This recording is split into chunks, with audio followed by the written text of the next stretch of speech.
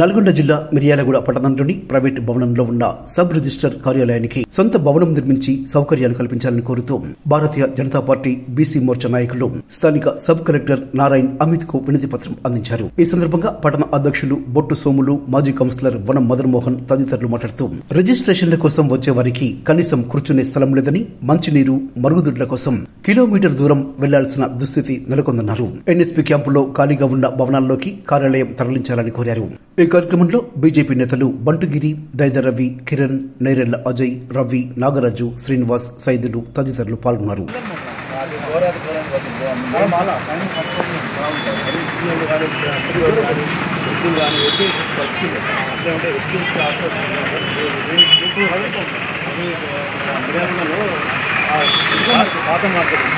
దాంట్లో కొత్త భవనాలు పెట్టి ఇంకా బాగుంటాయి. అన్ని ఆఫర్స్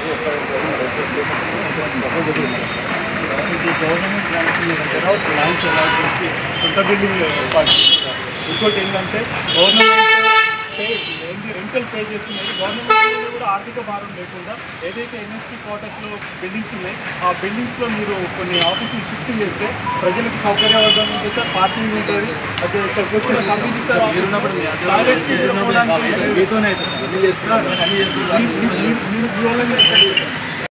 మిర్యాలగూడెం ఏషియాలో సెకండ్ ప్లేస్ ఉన్న మిర్యాలగూడెంలో గవర్నమెంట్ ఆఫీసులు ఇప్పటికీ ప్రైవేటు వ్యక్తుల చేతుల్లో ప్రైవేట్ బిల్డింగ్లో ఉన్నాయి.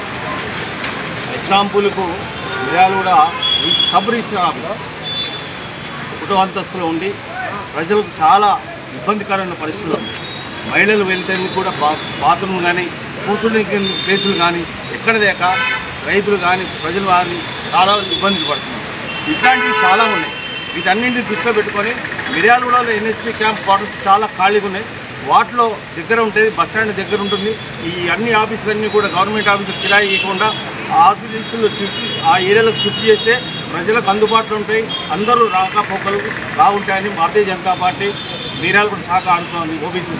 అదేవిధంగా బాలుర బాలికల హాస్టల్స్ ఎక్కడెక్కడ సుదూరైన ప్లేసులలో, ఇబ్బందికరమైన ప్లేసులలో ఉన్నాయి. ఒక్క రూమ్లో 30 మంది 15 మంది అట్లాంటి ఇబ్బందులు ఉన్నాయి.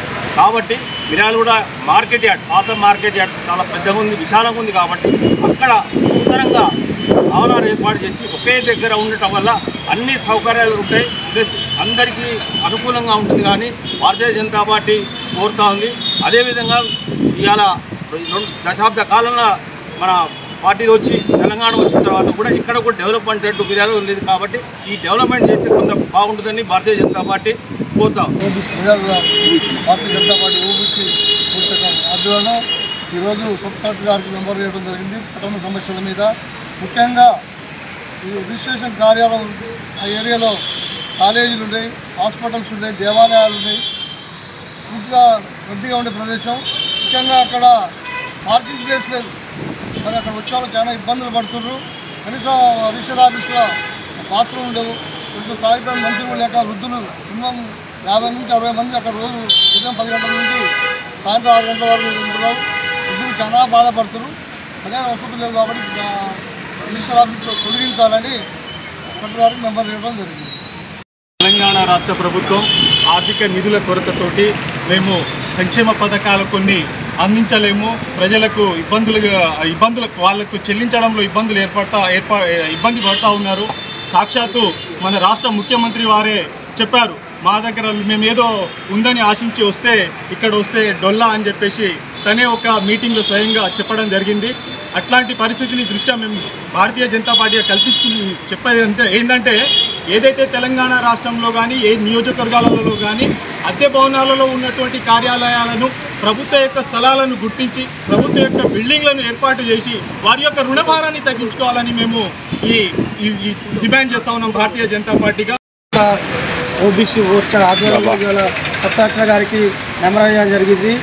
ప్రత్యేకంగా ఏదంటే టౌన్లో గవర్నమెంట్ ల్యాండ్స్, ఎన్ఎస్పీ క్వార్టర్స్లో చాలా పెద్ద జాగా, ఈ గురుకుల కానీ వెల్ఫేర్ సెట్ కానీ చాలా అద్దె కిరాయిలు కడుతున్నారు. మన ఓబీసీ ఆధ్వర్యంలో ఏంటంటే అద్దె కట్టేదానికి సొంత భవనాల్లో సొంత ల్యాండ్లో కట్టాలి.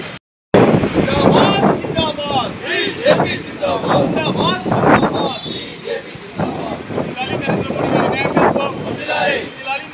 గారి నాయకత్వం. భారత్ మాతా కీ